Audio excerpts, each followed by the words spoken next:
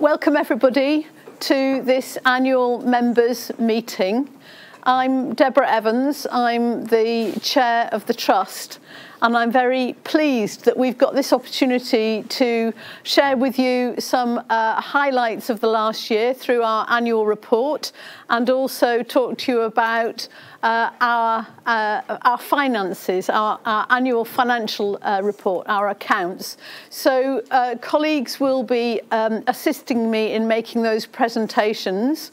We've got a short film for you after that.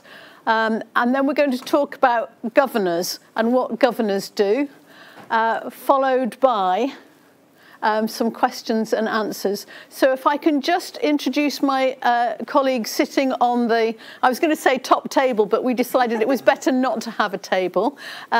We've got Andrea Holder, who is our lead governor, and Deborah Lee, who is our chief executive. And I'm Deborah Evans, so there's probably too many Deborahs in the mix, but I hope it's not too confusing. So just to look at the running order, the one thing that I wanted to just mention was about questions and answers. We have a system called Slido, which allows people to ask questions in advance. And we've got some questions already that have come through that route that we're going to work through in the question and answer session. But what I suggest we do, other than that, is that if you've got a question, stick your hand up and you can ask it, and we'll take as many as we can. So that's how Slido worked. And as I say, we've got our question through that route. So with no more ado, I'm going to invite Deborah Lee, our Chief Executive, to present the annual report, or highlights from the annual report is probably more the correct thing to say. Over to you. Thank you, Deborah. And I'm going to try to project my voice so that colleagues in the room that are hard of hearing can hear me, but if I don't achieve that, put your hand up, please. Kate, I can see you're listening in intently, so thank you for that. I'm going to have to try and operate this as well at the same time. I've got too much technology, as you can see. So this is a really special annual members meeting for me, as you might imagine, because it's the last one that I will take part in before I step down from my role next year. And I was reflecting on the last 7 years, and wow, what a 7 years they have been.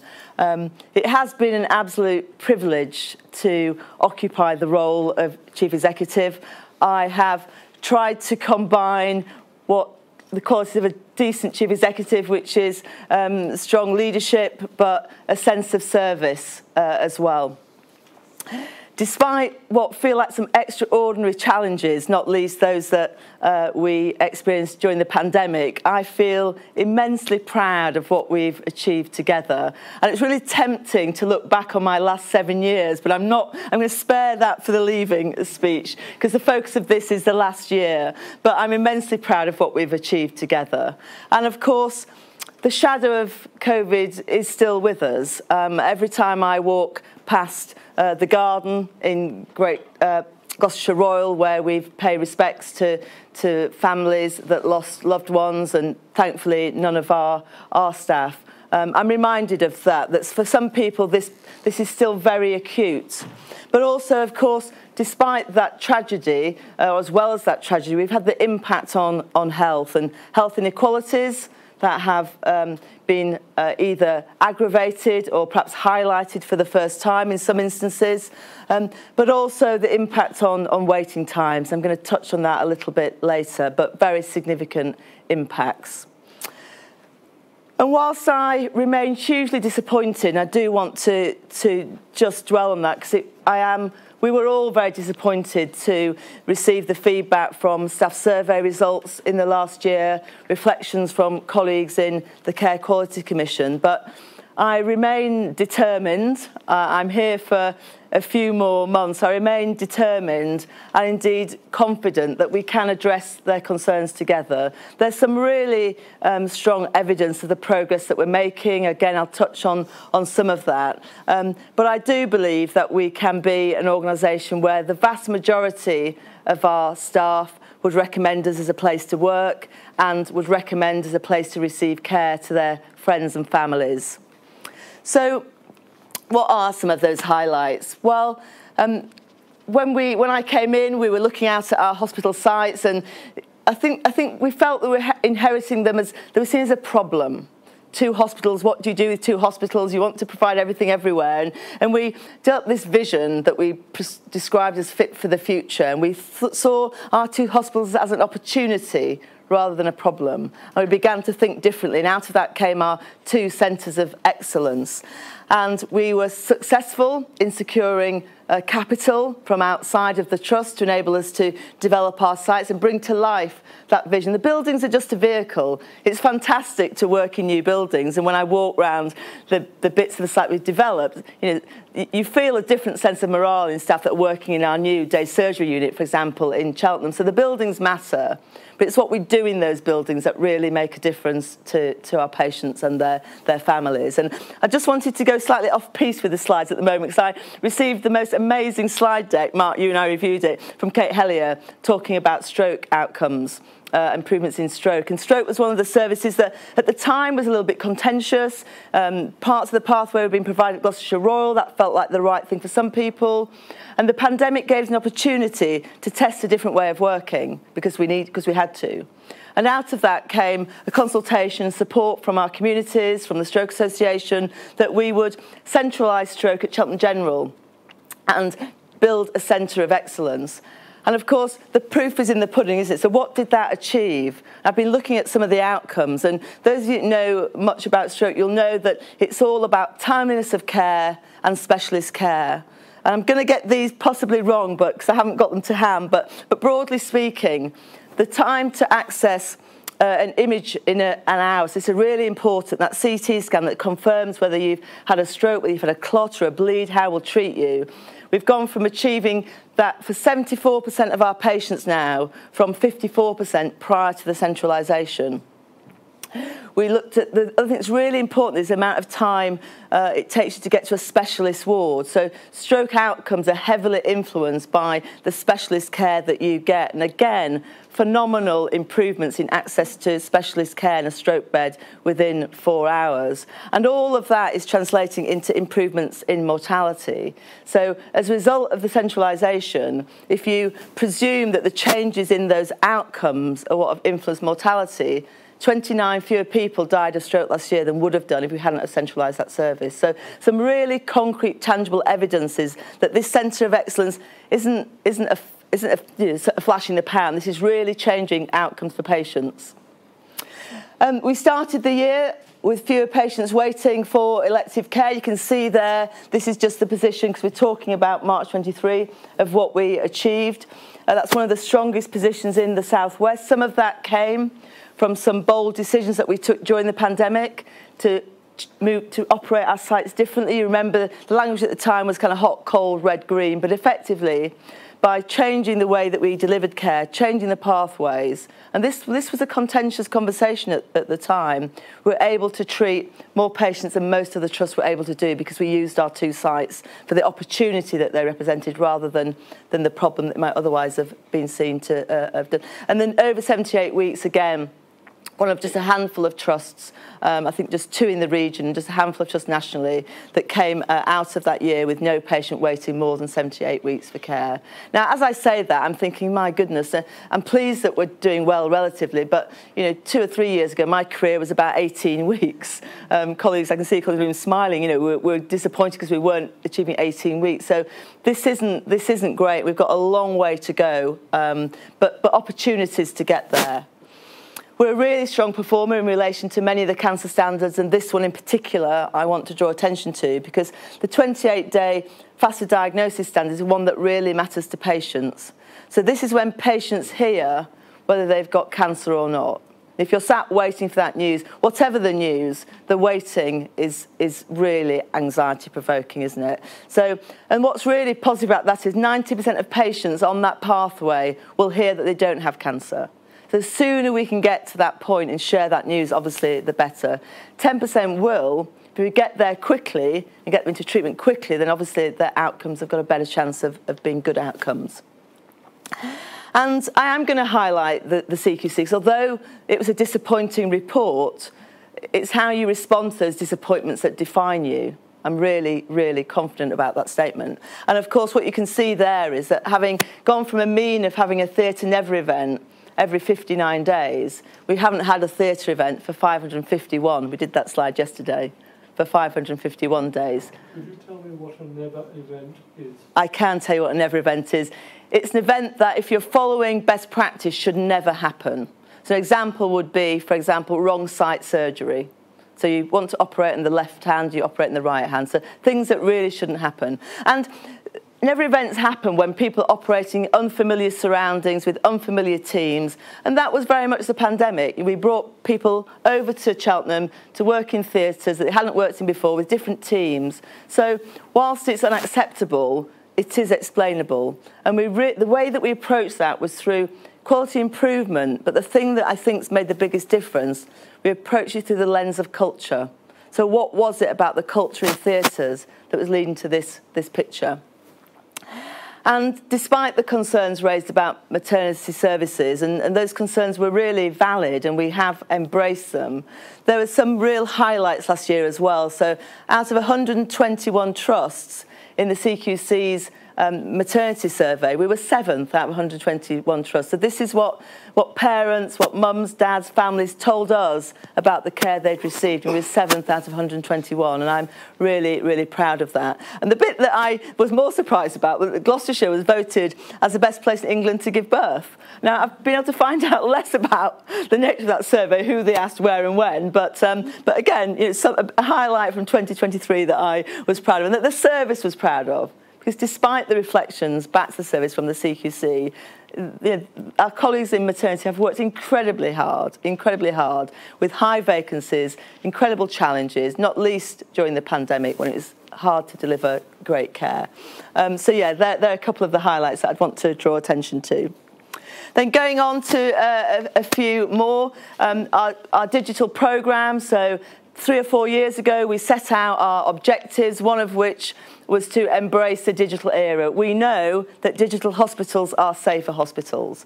And again, bold decision. We were choosing whether to go live with our system of electronic OBS as the pandemic was banging at the door. And I remember, Mark, you and I had a conversation with others saying, can we really deploy the system as we're just about to encounter COVID in the scale that we were? And actually, we said we would, because we thought it would make a hospital safer. So when we were being asked to tell the region how many patients have you got on oxygen, we would have been running up and down the tower block, running into wards, counting people with face masks on. As it was, we pressed a button in our EPR and we could tell instantly. So that was a courageous decision, and we went from HIMSS level 0, which is a digitally unadvanced organisation, to HIMSS level 5, and we're knocking on the door of HIMSS level 6, which is fantastic.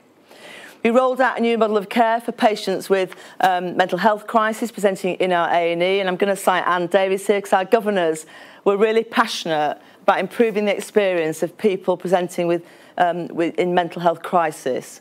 And that was about the environment in which we cared for them, but also the training we gave our staff to manage those patients appropriately and sensitively.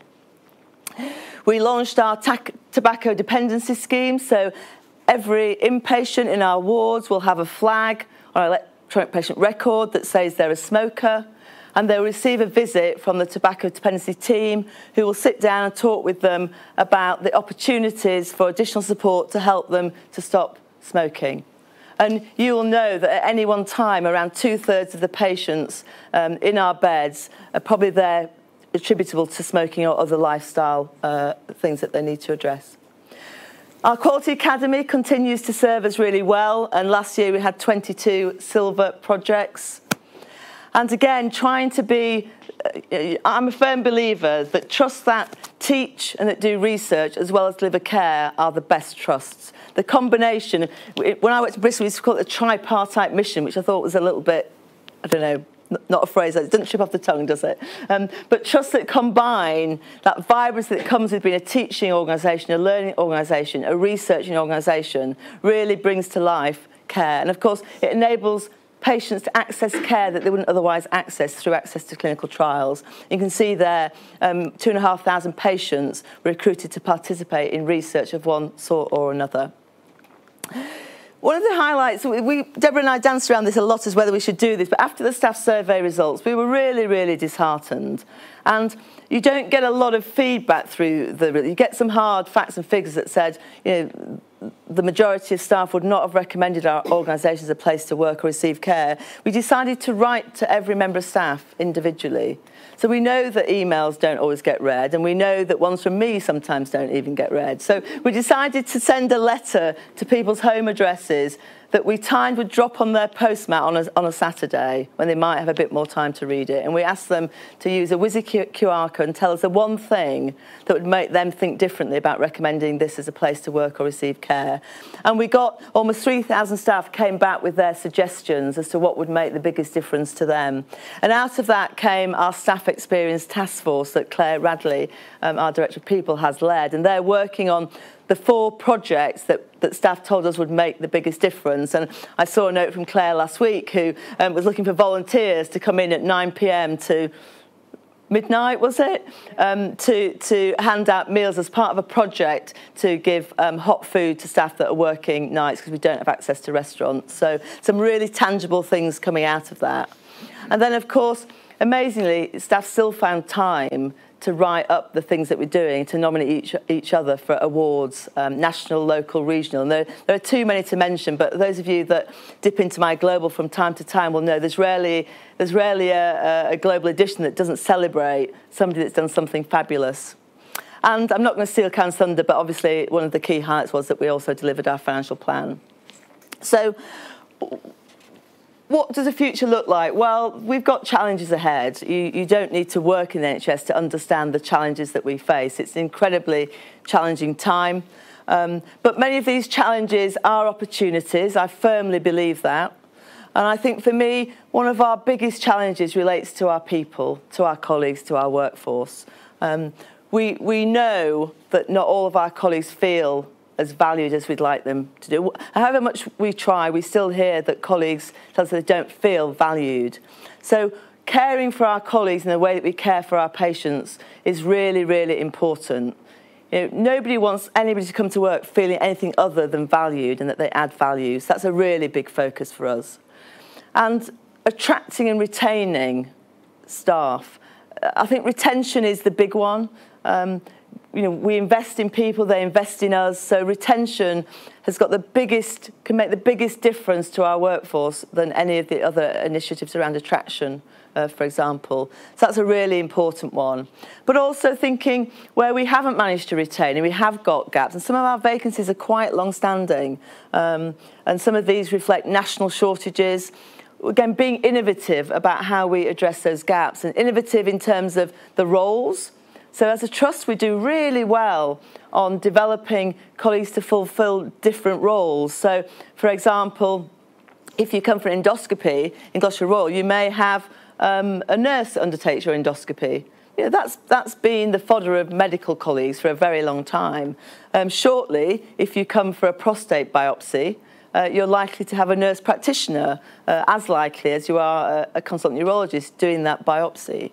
And again, colleagues that haven't done perhaps a medical degree, but are physicians associates who've done a relevant first degree and gone on to do extra training, who can operate as a very experienced doctor in training, operating at the top end of the registrar spectrum, enabling us to fill some of the gaps that have otherwise been really difficult to fill. And I do just want to acknowledge what we get from our international colleagues, so international educated nurses, international medical graduates. They're really, really helping us to not just fill gaps in the workforce, but they bring different perspectives. We know if you embrace diversity, you'll be more successful, whatever the measure of success. If you embrace diversity, if you're curious about that diversity, you will be more successful. And of note, the lived experience of some minority groups is not where we want it to be. It's not at the standard of other colleagues, and particularly colleagues with a disability tell us that they don't feel as valued as able-bodied colleagues, and colleagues from a black and minority ethnic background say they don't feel as valued. That one's changing, so that one's on the up, and that's, I think, in response to some very dedicated work we've done to address the barriers that those colleagues were facing, both in terms of progression but also discrimination. So moving on to some of the other challenges, Mary Hutton's here. Mary's the accountable officer in the integrated care system, and we are working very, very closely with partners in the ICS, in our community providers, with the voluntary sector to address the challenges that sometimes feel quite intractable around emergency and urgent care. You don't need to be very far from the media to continue to hear about those pressures. None of us come to work to deliver anything other than good care, but we know that on occasions, and particularly at the peak of winter, on many occasions we don't deliver the good care that we'd like to do. Patients queuing in ambulances, patients waiting extended lengths of time in our emergency department. So that's a huge challenge for us. We have got some green shoots, but what we haven't got, it's fragile. So we've had a really, really strong period of performance in urgent emergency care until 2 or 3 weeks ago when we've gone back again. So it's how we embed some of the changes that we've made so that that's a picture that we can maintain. Despite what I said about the improvements in waiting times that we made in 22-23, we're losing some ground, unfortunately. A variety of reasons, but industrial action has impacted. So this month we're going to report that 15 patients have waited more than 78 weeks, 15 having been at 0 for many months, so that's a disappointment. And the number waiting over 52 weeks is also growing. But we've got opportunities. I came here from the Elective Recovery Board where we were staring at productivity spreadsheets and graphs and WYSI charts that show us that we've got productivity opportunities, and if we can eke those out, we can deliver more care for the same amount of money, and that's what we need to do. And then just coming around our estates, Cheltenham's an ageing site. We've got a very significant backlog of maintenance to do. We're very focused on addressing the priorities, the things that keep patients and colleagues safe, but our estate isn't what we'd like it to be. And competing with the estate for money is digital. We'd like to replace our scanners and our linear accelerators, so huge amounts of pressure on our capital position. And as Karen will touch on, achieving financial balance. So we have had a really positive picture financially for a number of years. This year, that's a huge challenge. It's a huge challenge for us in Gloucestershire. It's a huge challenge for the NHS. As we look out into the next 5 years, those challenges aren't diminishing. And part of that then is how do we work with you and your communities to manage expectations about what's reasonable? How can we help you to help yourselves? Because the NHS isn't going to necessarily be able to do everything it could do or did do. So having that conversation in a way that feels productive, supportive, is a really important aspect of the challenges ahead. And then, of course, ensuring a smooth transition of leadership. I'm delighted that Kevin is already showing a huge interest in the organisation. He's here this afternoon. Kevin McNamara, for those that don't know, is my successor. And I am really confident. I probably shouldn't say this, but I was Team Kevin on this process, having met a number of the candidates, because I know Kevin and I believe that he will be a fantastic successor to me and do a fantastic job. So I'm sorry if that puts you under undue pressure, Kevin, but as you'll spot, I tend to speak from the heart, and I'm delighted that Kevin is going to succeed me. And then finally, to just touch on the priorities for the year ahead. I mean, these are essentially how to respond to our challenges, and you can see them set out there. I'm not going to dwell on them because they largely describe the things that I've already talked about in terms of our opportunities. So, I increasingly feel like I'm the voice of doom when I address audiences, because the challenges are huge and they are enormous and they are daunting. But I come back to, and I hope this doesn't feel self-indulgent, but I come back to one of the significant reflections on last year was I had a stroke. And if it wasn't for the amazing NHS, I wouldn't be here. So when we're talking about the challenges and how tough it is, you save lives, transform lives every day. So in between those challenges, we do amazing things together. I just want to end on that note, because without the NHS, and that's a number of organisations, Great Western, Bristol, our own stroke services, I wouldn't be here talking and enjoying this afternoon as I am. So thank you.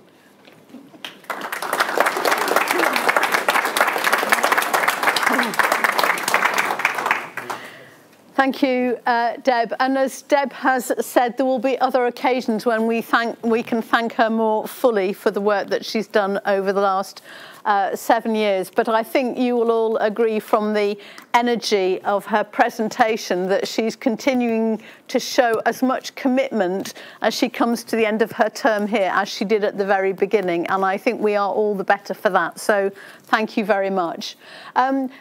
What Deb has said might have sparked lots of questions, and I would like you to just keep them in your mind for when we get to the questions and answers later on. But meanwhile, I wanted to invite Karen Johnson to come up and talk to you about our finances. Thank you.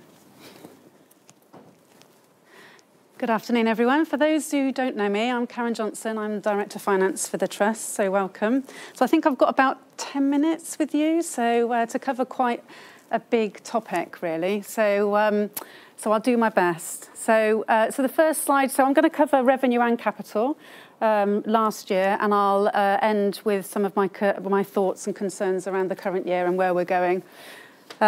So as a system, and that system, I mean the Gloucester system, so we have a health plan, which includes the Integrated Care Board, Gloucester Health and Care, which is community and mental health, and us as an acute. And we have an obligation to set a balanced budget. And during 22-23, that felt difficult, but we did get there. And as you can see, we, as a trust, we had a budget of £678 million, or just above that. And you can see the expenditure and the income are balanced. So that was the plan at the start of the year. And across the system, we all had a balanced plan, a marginally small deficit, surplus, actually. So we're all working towards that goal and that aim. Within that plan, however, we had about £19 million worth of efficiencies. So every year, the Treasury expects you to make efficiency savings, normally around 3% of your turnover. And for us, that's anything between 20 and £25 million. And that is cash out of our budget. So that expenditure level assumed a £19 million efficiency ask. In addition to that, we were supported quite heavily with non-recurrent money. And what I mean by that is that you'll get it this year, but you won't get it next year. And that's income coming in, but it's supporting ongoing expenditure. So we know as we plan and we go through the medium-term plan, and Deb's alluded to this in her presentation, that the coming years are going to become increasingly more challenging and difficult because that non-recurrent level of income is reducing down. So where did we get to? Well, actually, you can see that our actual spend was significantly higher than our plan. And that was largely due to a number of increases on our pay. So during the year, we had a pay settlement. We didn't know what that was at the start of the year, so that was in addition, but it was matched with income from the Treasury. In addition to that, we get a top-up to support our employers' pension contribution each year, and that's just shy of 20 million. So that's why we get the actual, because we don't know what it's going to be when we plan the plan at the start of the year. So largely that's driven by pay expenditure matched by central government income. In addition, we did get some winter money. So we all know, don't we, that when we go through winter, it becomes really, really difficult.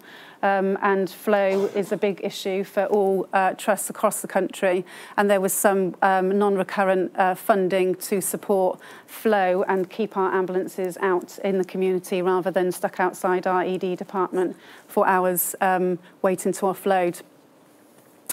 So we actually, you can see the last bullet point there, we actually delivered £16 million of our £19 million efficiency ask, and I think that's a huge achievement. However, about 7 million of that was non-recurrent. So again, similar to the income, it was a non-recurrent saving that's not going to be made year on year. So it tends to be things like vacancies. So we might hold some vacancies, or we might not be able to recruit to the vacancies and backfill, and that becomes a benefit in year, but it's not something that we would plan for on an ongoing basis. And of course, what that means is that that 7 million becomes an automatic gap before you start the next financial year. And that's part of the cause of our financial challenge as we move forward into 2023, 24 and beyond. So where do we spend our money? So this slide is split between, you can see pay, non-pay and income. And our pay equates to about just shy of 65% of our overall expenditure, which isn't unusual. And it's why our most valuable resource is our workforce. Non-pay is still a big number. And you can see the breakdown of non-pay and, largely on drugs, clinical supplies in the areas that you would expect to see. Our income, interestingly, when you look at our income, the large proportion of that comes from our commissioners. So the integrated care system, specialist commissioning and dental commissioning and things like that. So 667 million comes from within the NHS. We do get additional income from education and training and also overseas patients and private patients as well. But really, when you look at the overall scheme, our main income comes from our commissioners. So that's revenue. So capital, I'm really proud of capital actually, because every year we get a core allocation, and that allocation's broadly about £24 million every year. And that is deemed to, well, it's meant to be sufficient enough to do your backlog maintenance, any replacements, any investments that you want to do from a capital perspective, but it's never enough. And it is an area of concern for the board and for the system and the NHS as a whole, actually, that capital has become really restricted and continues to be as we move into the foreseeable future. But what you can see there is that we spent 66 million, we didn't spend 24 million, and that's because we were successful in the strategic site development, which, as Deb has already indicated, the Fit for the Future, but also we're really proactive in terms of getting or bidding for in-year capital as and when it comes up, largely in digital, but also in our energy efficiency programme, so our carbon neutral. We've been really successful in getting some capital that's allowed us to get ahead of the game in terms of our energy usage. So this just gives you a split in terms of our current spend last financial year. Predominantly it's split into sort of three core areas, which is IT, estates and medical equipment. And it's a real success for this trust and the system, because I think since I've been here, we've been spending about 66 million each year. So it's a huge achievement for us. And then finally, so looking ahead, so people often ask me, so what's it feel like, Karen? And I would say normally I'm a glass half full kind of girl. And I am quite anxious, actually, and I'm quite concerned about the financial position. In 23-24, we had an efficiency ask of 34 million. we're due to make about 24 million, so we've got a gap of 10 million automatically on our efficiency ask. And that's not something that we can close down by non-recurrent benefits, because as I said, they were drying up. Also, our plan did assume already within the plan, so it's already built in, that we would receive some non-recurrent funding this year as well. But we have experienced huge amount of pressure within our operational divisions, in particular our medicine division, which is under huge operational challenges, in particular around demand and flow, and our inability to care for patients in the right setting. And that in itself creates additional financial pressures, because we're caring for patients in areas that we shouldn't be caring for them, and therefore we haven't funded for them to be cared in that setting. But we're having to do that because it's important that we keep that flow going. So we are heading towards a really, really challenged position, and it would be wrong of me to sit here and say I think we're going to get to a break-even position at the end of the year, because I think that's going to be a huge challenge without some radical changes. And we are making some of those, but it's still a tall ask. And I don't want to end on a doom and gloom, but it feels like I'm going to have to. But because actually moving forward beyond, so as a system, we're in the process of submitting a plan for the next 4 years, and that is proving to be really challenging in terms of trying to set a balanced position, as well as trying to address all of the operational pressures and ensure that our operational targets are achieved as well. So onwards and upwards, I guess, is what I would say, and a huge achievement for last financial year, and I just hope that we can get as near to break even as possible for this financial year. Thank you.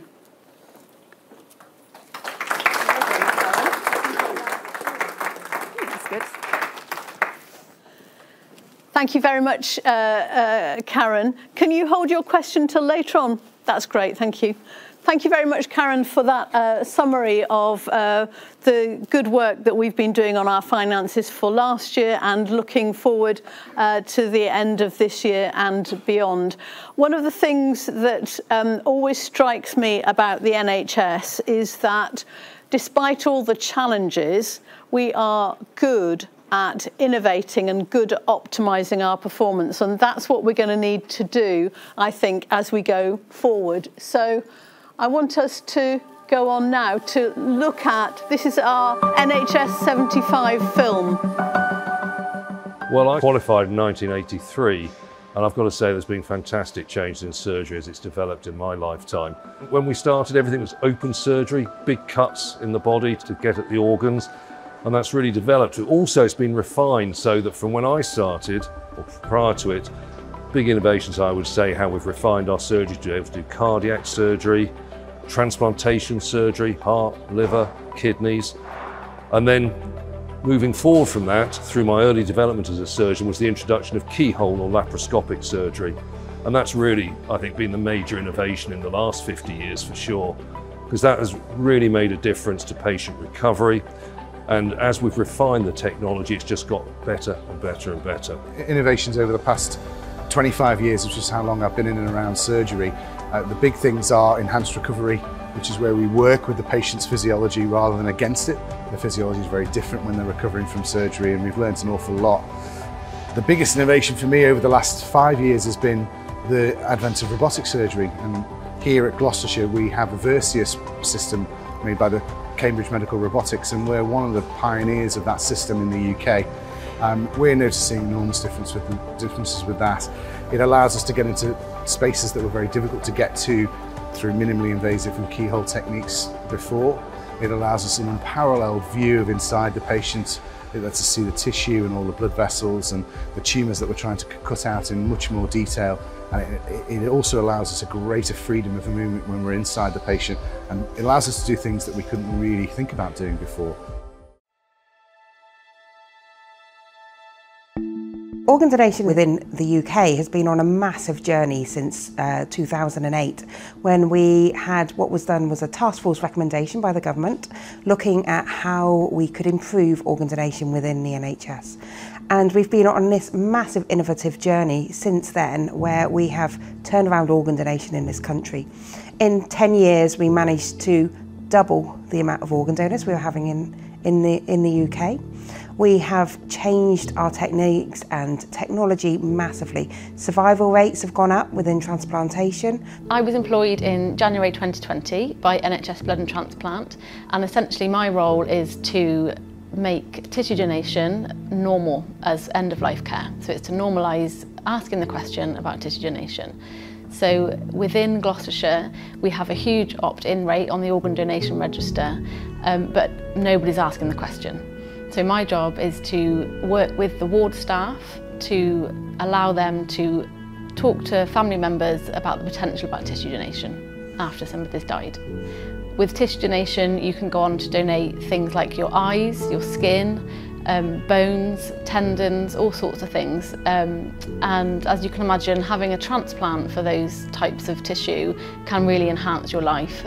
I'm incredibly indebted on a daily basis and grateful to my donor and my donor's family, who at such a difficult time in their lives, the donor's family made a really, really tough decision. They decided to pass on the organs that saved my life.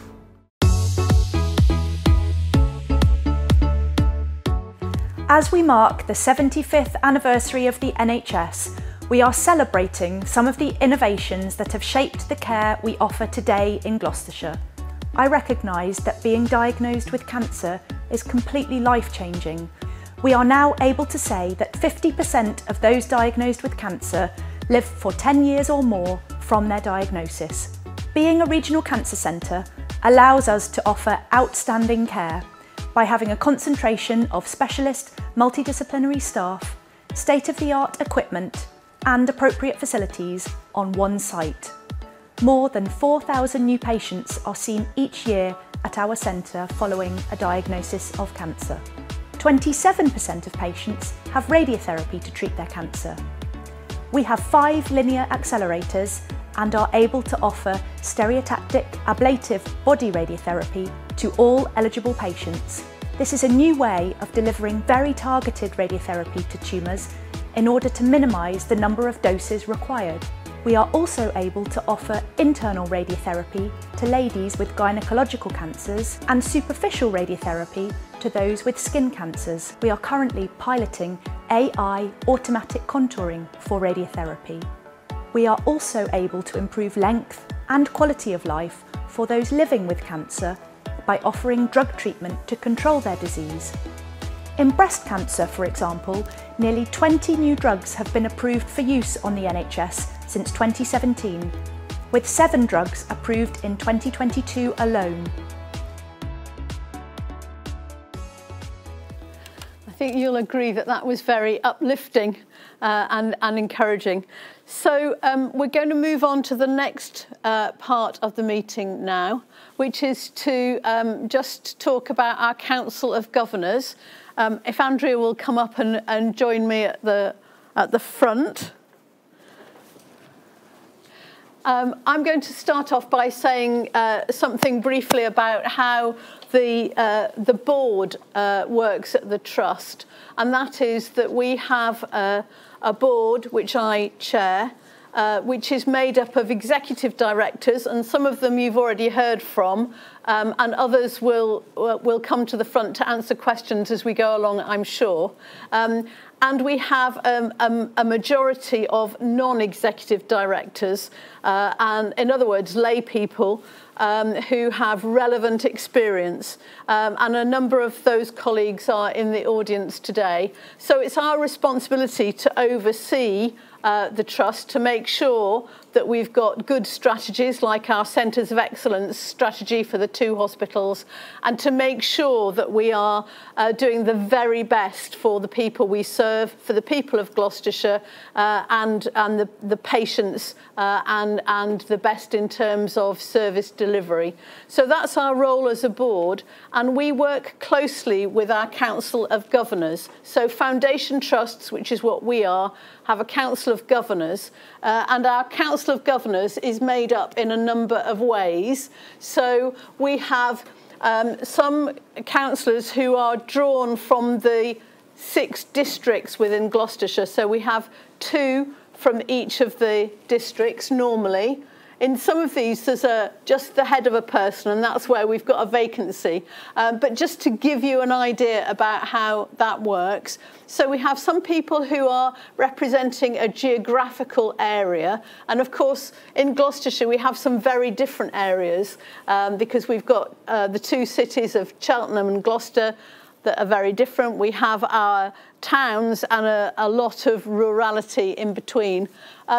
In addition to having governors who represent the districts, we have staff governors who are elected from amongst their colleagues. And again, some of our staff governors are here today.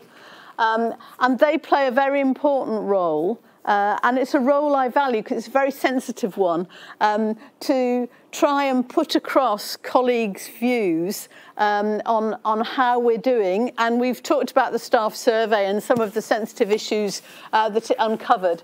So our staff governors play a really important role. And then we also have stakeholder governors shown here, who are drawn from different nominating organisations. And in this case, we're talking about the County Council, where Matt Babbage, who is here, is their representative. We're talking about Health Watch, and Maggie Powell represents them. And then we now have a new governor called Helen Bown, who is representing Age UK. So those are our governors, and I'm just going to hand over to Andrea to talk to you as our lead governor about what is it that governors get up to. Thank you, Deborah. Hello, everybody, and good afternoon. I'd just like to say what a pleasure it is to be able to have our first face-to-face meeting since the pandemic. Whilst the technology has kept us going over the last 3 years, there's nothing better than actually meeting face-to-face with people. So a lot of what I'm going to say is going to resonate with stuff that you've heard already. And forgive me, I don't have any slides. I'm just going to read my notes. So change is always a given in the NHS, and certainly that's no different for us as governors. So once again, this year, we're going to be saying goodbye to several of our colleagues, and thank you to many of them, and also welcoming our new governors, and I'll talk a little bit more about that later on. We appreciate the knowledge and expertise that the Council has from the wide variety of governors on its board. So it's a busy year, as you've already heard, and it's no less busy for the governors as well. With a significant turnover of personnel at senior levels, and several of us as governors have had significant input to the appointment of new non-executive directors and to a new incoming chief executive, as you've already heard. We've been working closely with James Brown and his team and with the corporate governance team to influence and contribute to a revised and updated membership strategy, and also to a new governor handbook, which will be available both to existing and new governors very shortly in both digital form and hard copy. As part of the one of the long-term effects of COVID is that the membership for the Trust has actually fallen. And we're enthusiastic and hopeful that this new membership strategy will encourage more people from all our areas and a variety of backgrounds to become members of the Trust.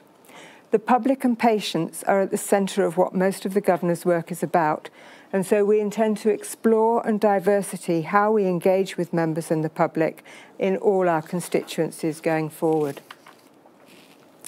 A further aspect of our role is to both challenge and act as a critical friend to senior colleagues and the board. And it's wonderful to say that despite numerous changes of personnel and significant challenges for the Trust, these colleagues have continued to work seamlessly as a team under the leadership skills of both Deborah Lee and Deborah Evans. We are fortunate and grateful that the input from governors is always welcomed and valued, and as such we're able to represent the views of the patients and public in Gloucestershire. As governors, we now have a seat on the Health and Wellbeing Partnership Board, and I attend these meetings with colleagues from numerous statutory and voluntary organisations across Gloucestershire, with the aim of building collaborative working, shared vision and objectives, and streamlining agendas where it is practical and reasonable to do so. But there is still much work to do as we emerge from the pandemic. Our staff governors are working closely with Claire Radley and her team to clarify, address and remedy many of the culture issues that you've already heard about this afternoon. There is also some early work proposing to develop an electronic patient portal, and governors have been invited to participate with Trust colleagues in this initiative as it evolves. With ongoing challenges from the regulator and external agencies that you've already heard about, governors are regularly kept informed of planning and actions to take and reassure these bodies that the action plans are being addressed as and when appropriate. Walkabouts.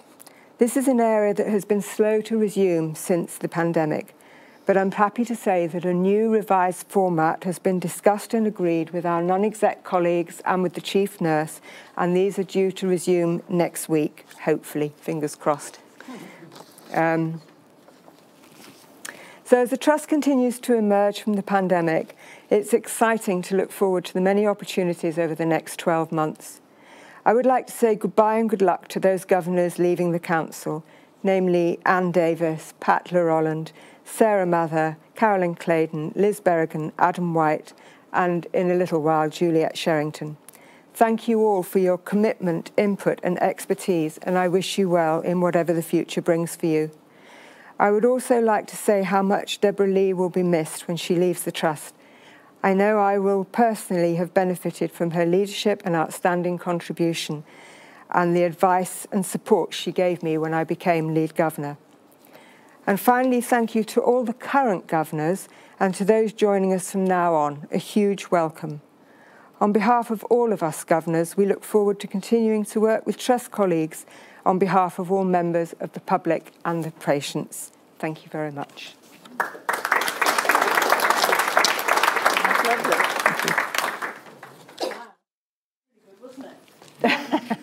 I'm wondering, I'm reluctant to let you have a break in case you leave and don't come back for the questions, but we are doing quite well on time. So would you like a 5-minute break? No? You like to carry on? Okay, right. In that case, let me make a housekeeping announcement. If anybody would like to go to the ladies' or gents' loos, you can always just slip out the back and you'll find that there are toilets there. Okay, we are then ready to go on to questions. And as I think we said at the beginning, we have had some questions which have been notified to us in advance through this system called Slido. So what I'm going to suggest is that we work through them first, because they're quite a representative and helpful set of questions. And then I'm just going to really let everybody who wants to ask a question put their hand up, and we'll deal with as many as we can. So the first question was submitted by one of our governors, Matt Babbage, who is a councillor in Cheltenham, and we're very pleased that he's with us today. And he's got a question in two parts. And the first question is about an update or stroke reassurance on the current situation and longer term plans for Cheltenham A&E. And then there's a second part which is about maternity services. So I'll come to that later on. But if I could ask Mark Pietroni, our medical director, and can you come over here, Mark, because then you'll be near the speaker for our colleague. Okay, but still stand near there. That's great. Is that right? Thank you. Yeah, that's fine. Thank you very much, Deborah. Welcome, everyone. My name's Mark Pietroni. I'm the medical director of the Trust here.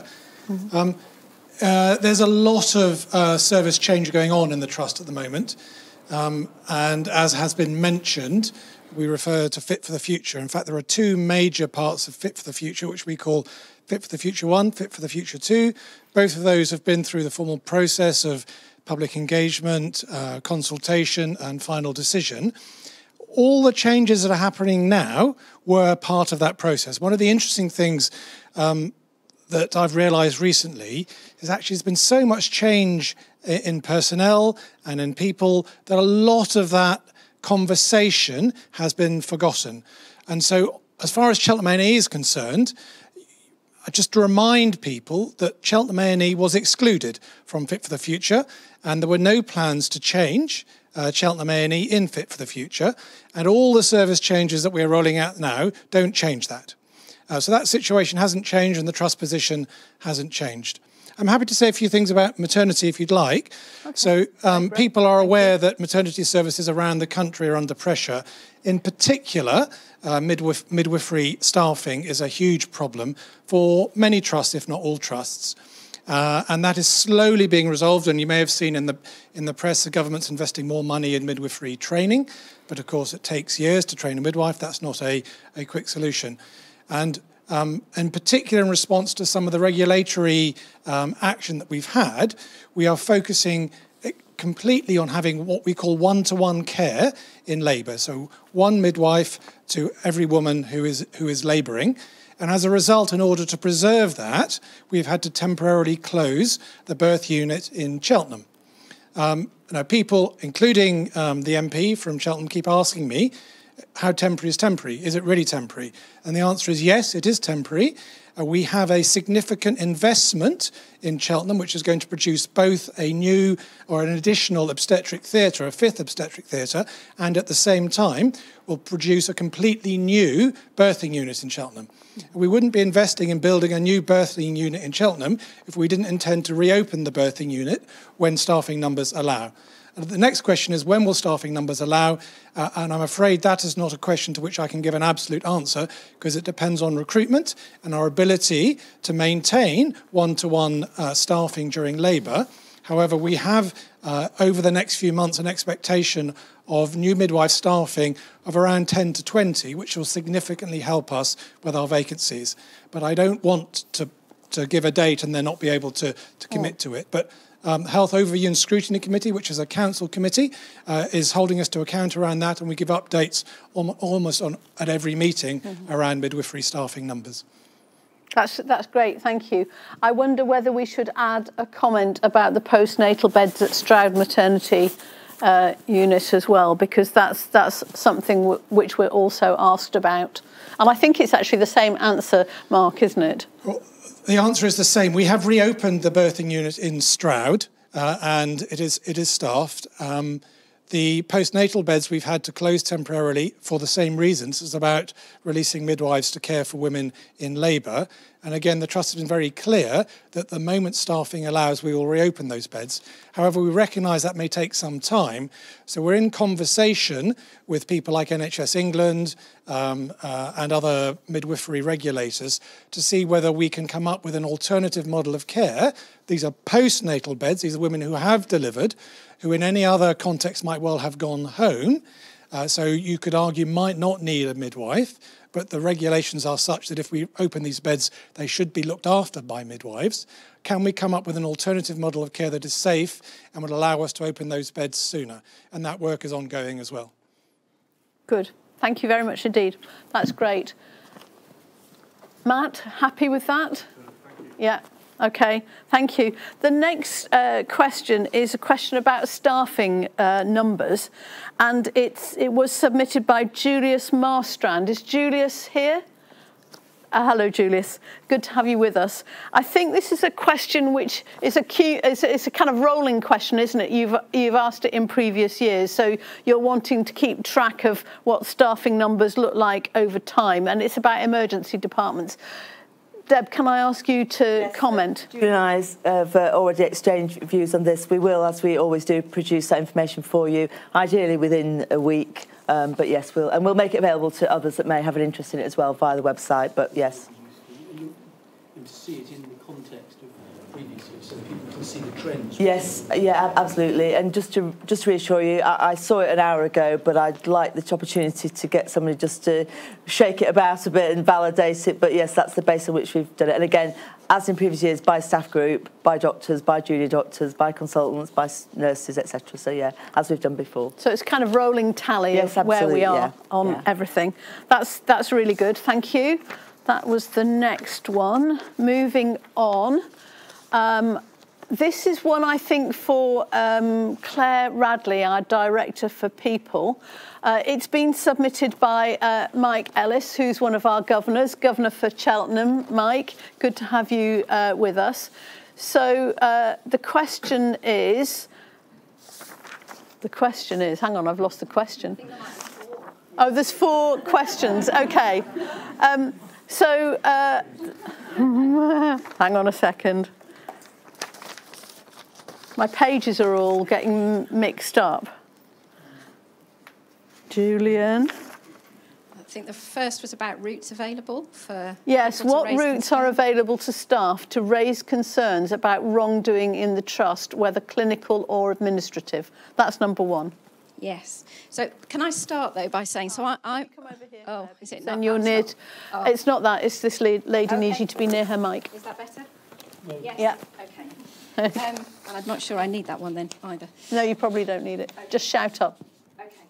So I'm not surprised that we've got a question about this, as you would rightly expect, given all of the news about Lucy Letby. We've been asking ourselves a lot of questions about whether we've got all of the right systems in place for staff to be able to raise concerns. And for those of you who haven't, it's worth having a look at the paper that Deb Lee wrote for the last public board meeting, because what that does is that it sets out some really clear reflections that we've had as an organisation on what's happened, could it have happened here, what are the systems and processes that we've got in place that would that give us some confidence and assurance around those questions. Freedom to speak up has also been something that we as a trust have been talking about for a while, and I'll explain a little bit more about what that is.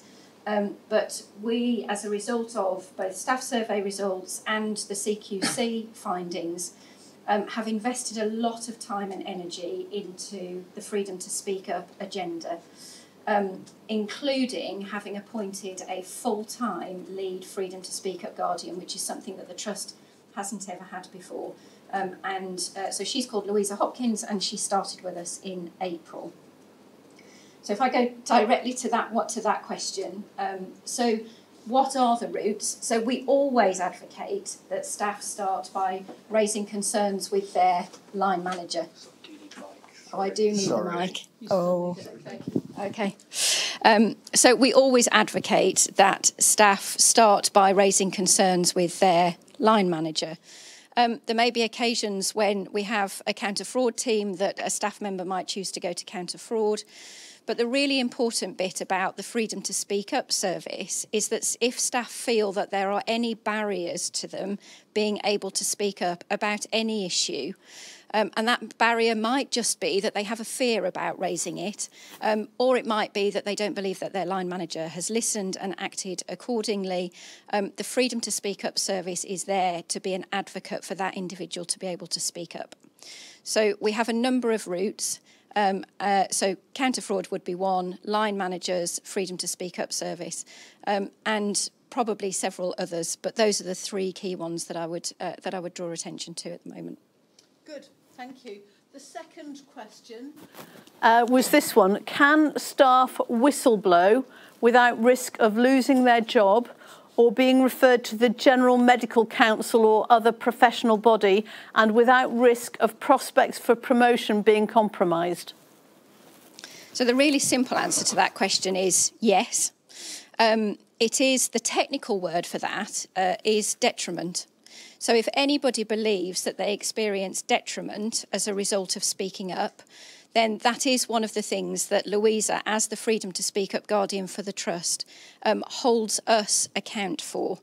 And she's very good at it. I think any member of any colleague who has any interaction with Louisa will understand that she's very good at holding us to account for those sorts of questions. So the simple answer to that question is yes.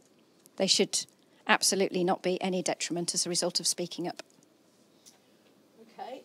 The third question is about a group of staff. Why did a group of staff feel they had to approach the national media with concerns about alleged patient safety issues in 2021? Now, I wasn't here in 2021. Claire wasn't here in 2021, so I'm looking to Deb or Mark, to somebody who was here in 2021 who might want to comment about that. Or maybe it's the broader question about why do staff ever feel that they need to go outside the trust to raise their concerns with the media or with another body? So I think Mark and I will probably agree that was probably in relation to changes that were being proposed at Cheltenham General. There were concerns expressed particularly by the medical body about those changes. Why do people choose to go outside the organisation? Well, it may be that they simply don't understand the routes that are open to them within the organisation, which is why we're doing such a lot of work at the moment to raise that. But often it's because they don't feel that they're being listened to, or that, again, back to let be, people were speaking up, but they didn't think people were acting as they expected them to do. And going to the media is one way of raising or drawing attention to something. In my experience, it tends not to serve as well. We tend to get the best outcomes when we get in the room together and discuss these things. So whilst I would never wish anyone to feel that they had been prevented from speaking up outside the organisation, I'd always encourage them to talk with us, because the solutions come from us getting around the table and talking together. And of course, again, Louisa, as our Freedom to Speak Up Guardian, can enable a colleague to access external support. So if she believes that the executive team isn't listening or acting as they could reasonably expect to do, she can go to the National Guardian's Office, go to the Care Quality Commission. There are a number of ways you can raise concerns outside the organisation that don't require the involvement of the media. But, you know, everyone has their right to approach these things in the way that they do. Yeah. Can I, okay, for me to add to that. So I think this question plays, so take out the content of that one. I think this plays really well into the cultural work that we're doing. So, because this is all about trust and confidence.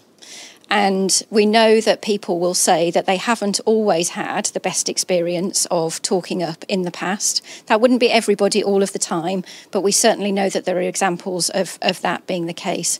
So we have a whole programme now which is all about building the infrastructure and the confidence in people to be able to raise concerns, whether that's about patient safety, whether that's about team dynamics and bullying, whatever it is, we're building some confidence in that now.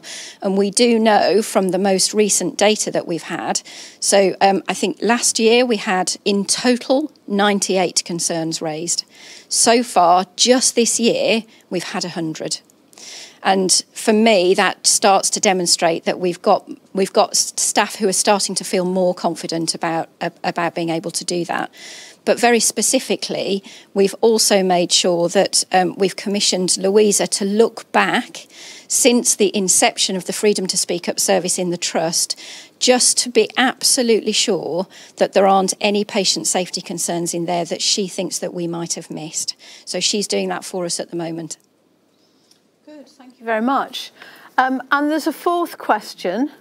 Mike's definitely got value for money, hasn't he, out of these questions this afternoon. The fourth question is really topical. How strong is the case for some kind of professional accreditation for NHS managers and executives, as has been raised in the national media following the Lucy Letby case? So any colleagues can have a go at this, but would you like to start, Deb? Yes, I'm happy to start. Give us your view. So concerns have been raised about professional colleagues who are regulated, who are members of professional bodies, and I think it's potentially divisive if one group isn't.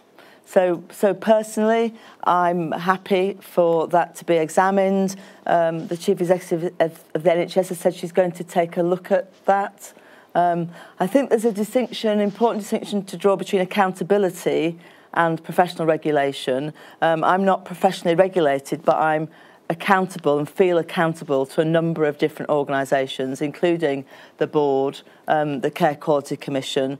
I'm accountable for my conduct through the Nolan Principles. So I think there is just a little bit of a nuance between accountability and registration. But if, you know, as managers, generally, we have nothing to fear through registration. So if there are concerns that there are double standards at play, then I think let's level the playing field and let's have a look at how we can most appropriately regulate managers. We're all in this together. And of course, the thing that people often forget is that around half of our senior managers are clinicians.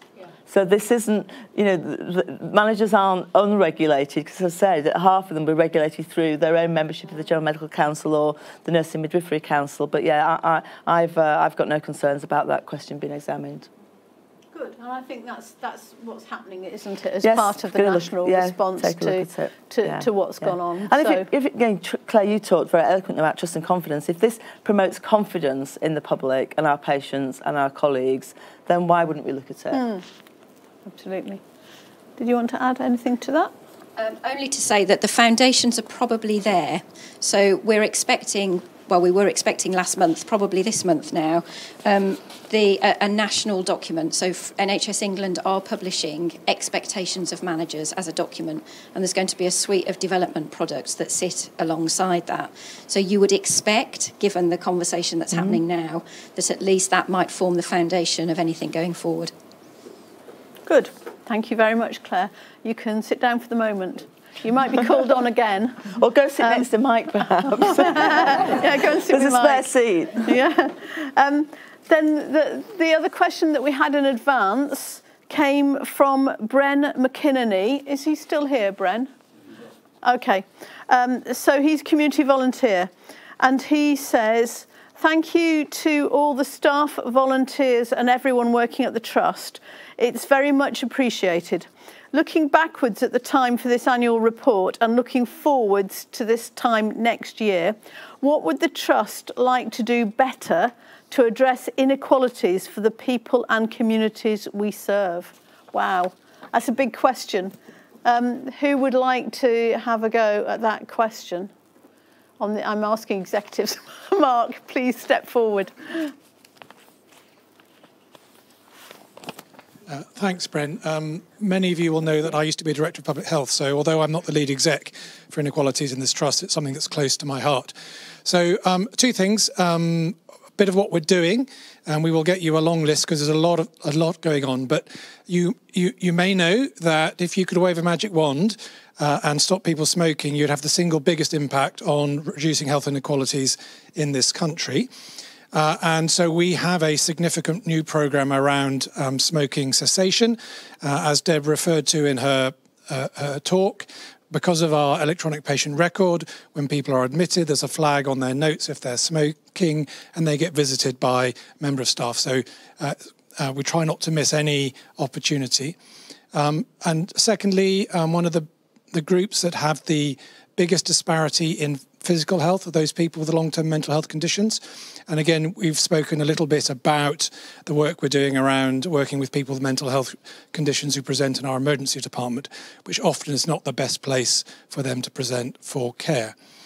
In terms of what I would like to do better, so our waiting lists are very long, and we can prioritise people on the waiting lists, and we do that largely clinically, and then secondly by the length of time that people have been waiting. What we're not very good at is prioritising by health inequalities, except in terms of location, postcode, etc., because there are government statistics around which parts of the county are most deprived.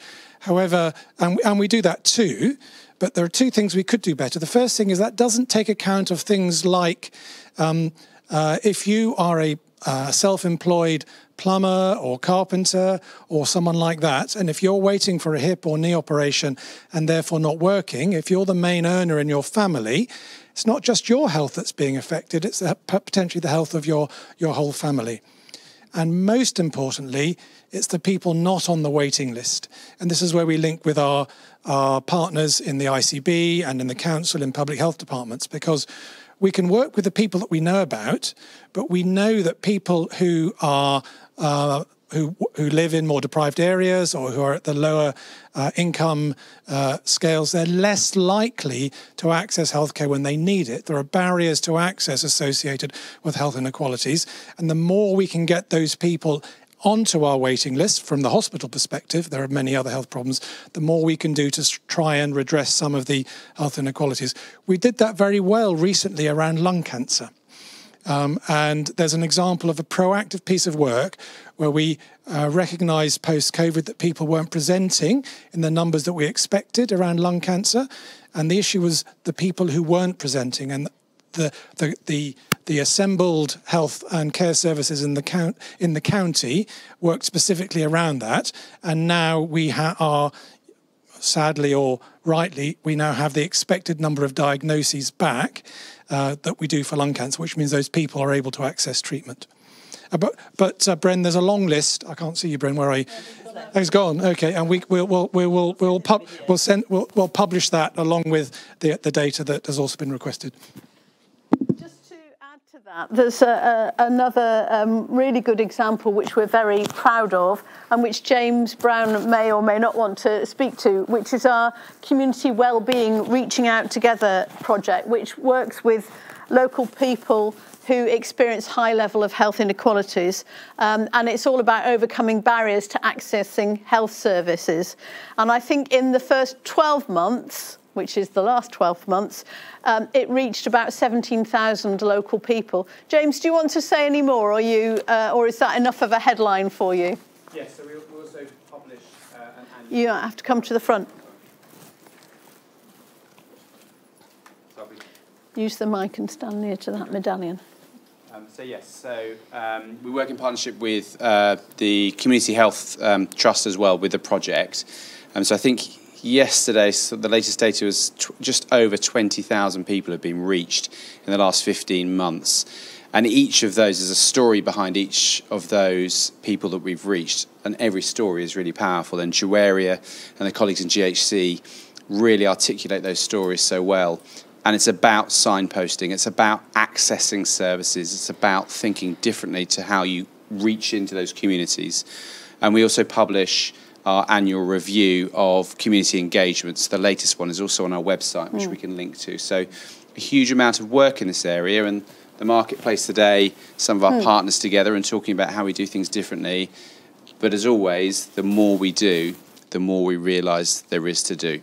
So it's constantly a building programme of work, but something we are very proud of. And I know that we were nominated for a national award for that piece of work. Do we know the outcome of that yet? So I'm here again tomorrow in this room, and we're presenting, I'm not actually, the team are presenting to the HSJ for that national award. And GHC have already won a national award for this work that they're doing, reaching out to the communities, because it's just a different approach that they're taking. And it's community-led that's having the real difference, and that's, again, what the award is for tomorrow. Brilliant. Good, so fingers crossed for winning an award for that. But the important thing is that we're doing the work. Now, that brings us to the end of the questions we had in advance. So we're now at the stage of the meeting where we can either draw it to a close, or you can put your hand up and just ask a question. If you do put your hand up, I'm going to ask you just to say who you are. So any new questions? Yes. Yes, I'll repeat the questions.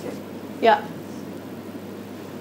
Julius, oh no, this gentleman hasn't had a question before. Hello. I have actually. Have you? Right at the beginning I had a question. An explanation of a never event. Oh, about the never events, yes. Okay. How many questions can I ask? Well, just start with one, because I want to be fair to other people, but if nobody else wants to come for a question, I'll let you have a second. Over the last 2 to 3 weeks, sorry, my name is Brian Kay. Over the last 2 to 3 weeks, there has been considerable coverage in the media of something which may or may not turn out to be called Martha's protocol, Martha's law, Martha's whatever.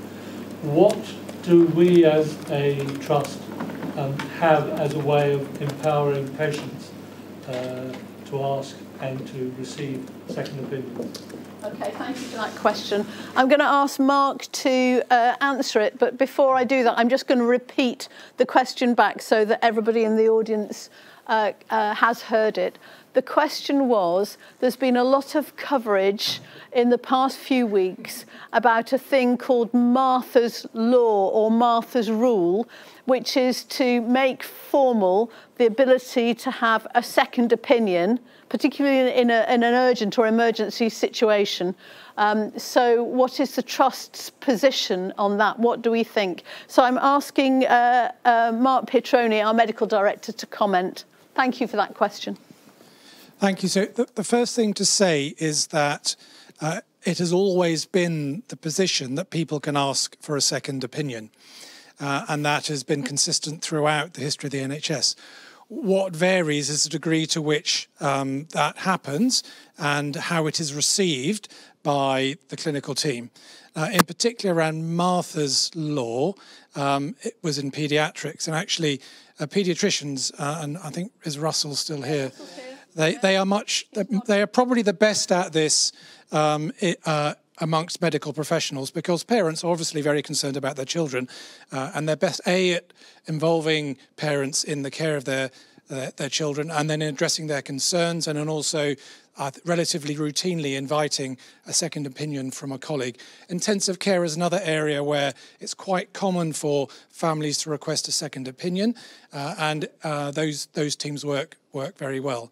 So, a personal opinion, were it to become a legal requirement, absolutely. It's what we would consider to be good professional practice, and if making it a legal right reinforces what is good professional practice, then I think you would find that most of the profession would support it.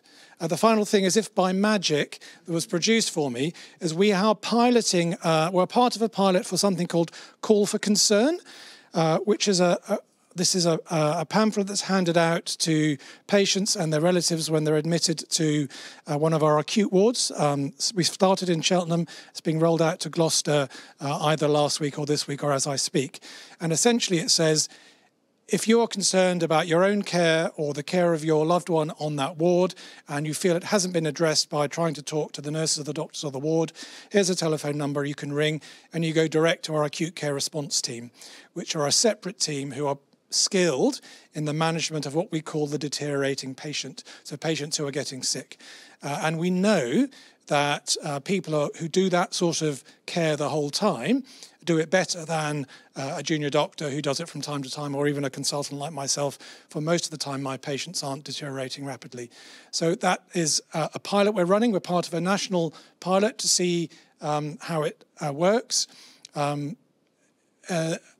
Usually what we've found is that staff initially are a little bit anxious because it feels like someone's checking up on them, but actually the moment it's rolled out, those anxieties disappear, and it's been very well received, and we are gaining feedback from patients and their relatives as well. So that's just a sort of hot topic at the moment.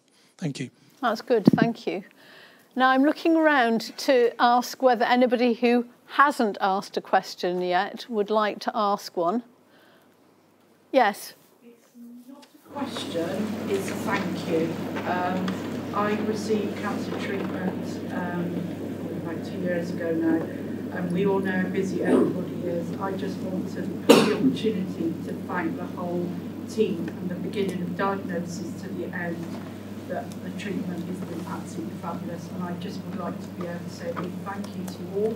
If anybody is here now, I can pass it on, but without that treatment I wouldn't be sat here today, and I just want to thank you all from the bottom of my heart for the treatment I've received, so thank you all. Thank you, that's lovely, I get the pleasure of repeating that so that my colleague in the front row can hear. This lady wanted to say thank you to the Trust for the treatment she's had over the last 2 years for her cancer, and she says she feels very grateful to everybody, and that without that treatment and care, she wouldn't be here with us today. So she was just saying it from the bottom of her heart, I think. Thank you for that. Yes, hello. Hello, Kate Evans from Gloucestershire Sight Loss Council. I would like to say a very big thank you to James, who is working alongside Sight Loss Council, and I know is doing a tremendous lot of work, and Catherine, who I think is working with him as well, and many others that I can't remember them all, but they are really trying to make sure any visits to the hospital by any kind of disability or age, whatever, is getting easier and easier. And I'd like to say a big thank you to that and wish him well on his award. And the second quick thing I'd like to say is, it goes back a bit, but a big thank you to the Trust. In 2005, they paid for me to have bio-cochlear implants, which now, if I had not had them, I would not be sitting here enjoying everyday things and joining in, because I would be totally deafblind. So a big thank you for all the help they gave me and still do. Thank you very much for that. Cochlear implants are literally life-changing, aren't they? So I'm really glad that you were able to have that operation. And so, yeah, that was to embarrass James and Catherine, who are both here in the audience and who are definitely an unsung hero and heroine of the Trust. Yes, a big thank you for all the work that you do to make services more accessible, and the work that you do in partnership with many others to make sure that everybody can use the Trust services, whatever their needs. Thank you. Any more questions, or is that a note on which to finish? Anne? I don't know whether I should say this, but for those of you who are just here as members of the public, I became a governor 7 years ago. Can you come and speak over here? Yes. Sorry. Microphone. I became a governor 7 years ago.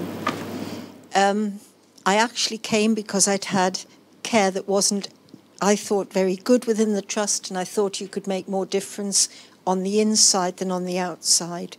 And for any of you who are sitting here who have wondered whether it's a good idea, I have to say yes. And as Deborah has already commented on, I had two big aims when I came here.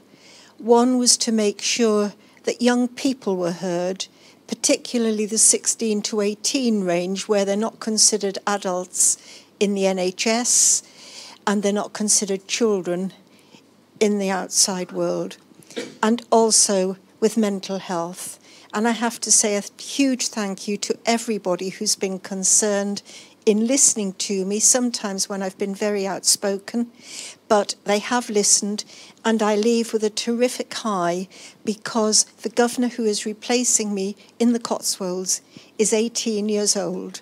So we really have got young people being heard, and I would ask you to encourage that because they're at the basis of what goes forward. So thank you to everybody who's supported me, and it's been an absolute pleasure.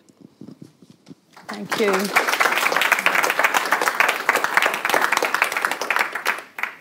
Thank you very much. Do we have any appetite for any more questions, or do you feel that that's sufficient? Yes, Brian. Could we see the new CEO? Doubtless 90% of the people here already know who it is. I don't. Yes.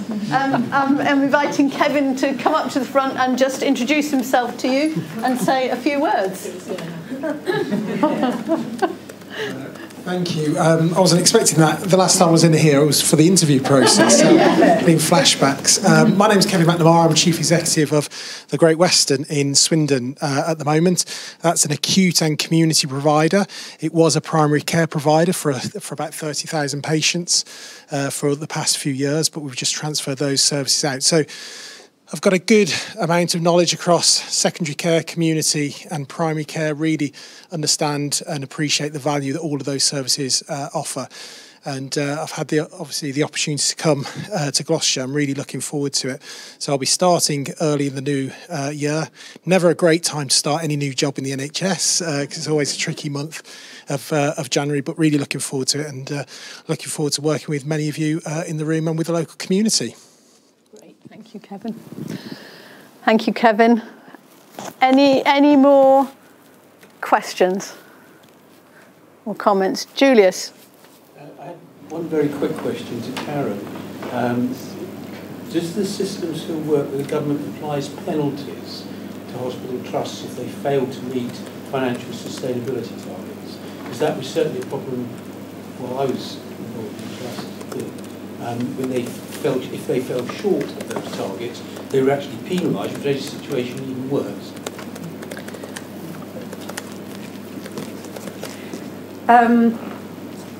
So the answer to that is no. Oh, sorry. So this was about does the system charge penalties to the providers if they fail on their financial targets and their financial savings targets? So we've moved forward hugely over the last few years in terms of working more closely as a system. So going back maybe 3 or 4 years ago, it was very much a contractual relationship with our commissioners and providers, and that's where you got the contractual penalties. If you had 52-week waiters, I think it was a £5,000 fine straight away. And if you failed to deliver on quality measures, there was other penalties, as you've just highlighted. We work much more now as a system, and therefore any financial pressures that we experience within the trust becomes a system pressure. So working much more collaboratively with our commissioners and community and mental health providers.